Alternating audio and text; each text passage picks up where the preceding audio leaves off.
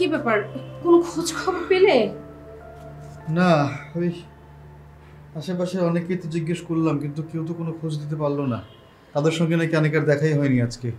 আচ্ছা, আশেপাশে কোনো দুর্ঘটনা ঘটেছে কিনা এই ব্যাপারে খোঁজ নিয়েছো তো? হ্যাঁ, সেই ব্যাপারেও কেউ কিছু বলতে পারলো না। এতক্ষণ ফোন সুইচ অফ করে রাখবে, এটা তো হতেই পারে না। আচ্ছা শিরিন, আমার না মানে মন কেমন যেন করছে। আমার মনে হচ্ছে যে আনিকার হয়তো বড় কোনো বিপদ হয়েছে। শোনো না, আমাদের মনে হয় এখন শিশির সাহেবকে ফোন করা উচিত। উচিত, অবশ্যই উচিত। এতক্ষণ ফোন করিনি কারণ সে বিরক্ত হতে পারে এই ভাবনা থেকে। প্লিজ তুমি এখনই ফোন করো। হ্যাঁ।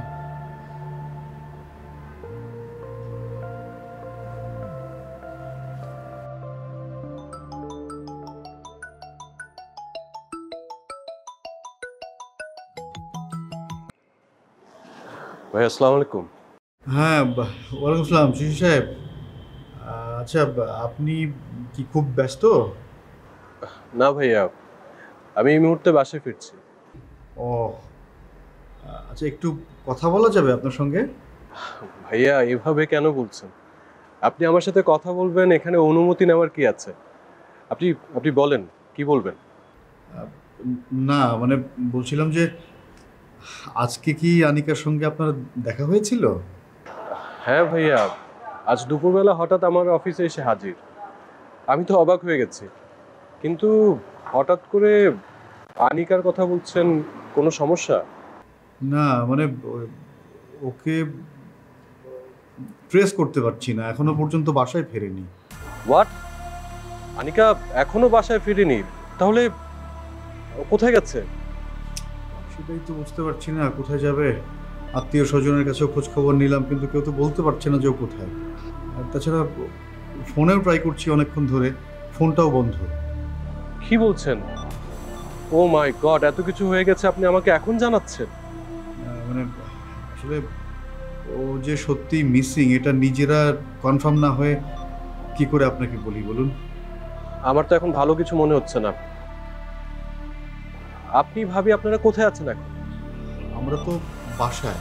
ওকে ওকে, আপনারা থাকেন, আমি এখনই বাসে আসছি। ও আচ্ছা আচ্ছা আচ্ছা। জি, আসসালামু আলাইকুম। এত কান্না করলে চলবে? হ্যাঁ, নিশ্চিত থাকো, মন্টুকে আমরা ঠিকই খুঁজে বের করবো। দেখো, মন্টু বাসায় নেই, বাসাটা কেমন ফাঁকা ফাঁকা লাগছে। সারাদিন পিছে পিছে ঘুরবে আর আপু আপু করবে, যতই বকা দিই তারপর আমার পিছে পিছেই ঘুরে। বকা দিলে একটু পর তার রাগ কমে যায়। কেমন লাগে বলো?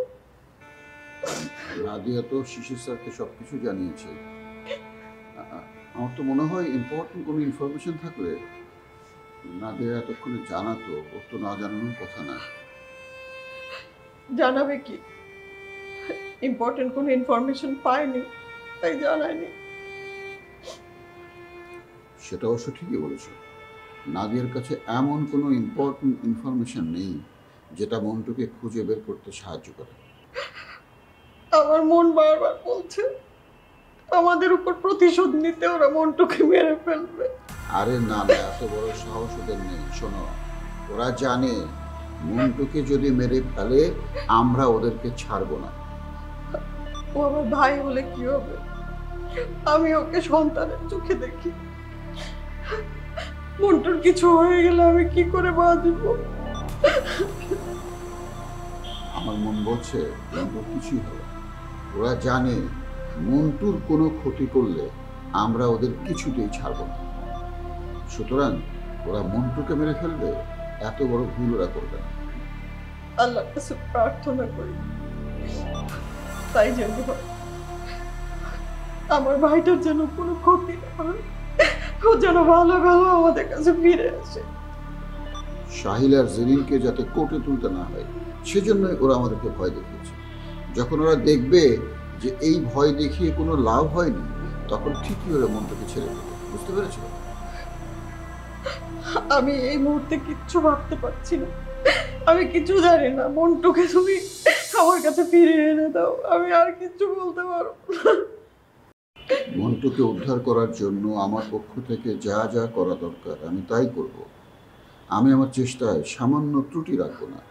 আমার রিকোয়েস্ট, তুমি ভেঙে পড়বে না। শোনো, তুমি যদি ভেঙে পড়ো তাহলে চলবে বলো? তুমি যদি ভেঙে পড়ো তাহলে তো আমিও আমার সাহস হারিয়ে ফেলবো, আমিও ভেঙে পড়বো। প্লিজ কান্না বন্ধ করো, কান্না বন্ধ করো।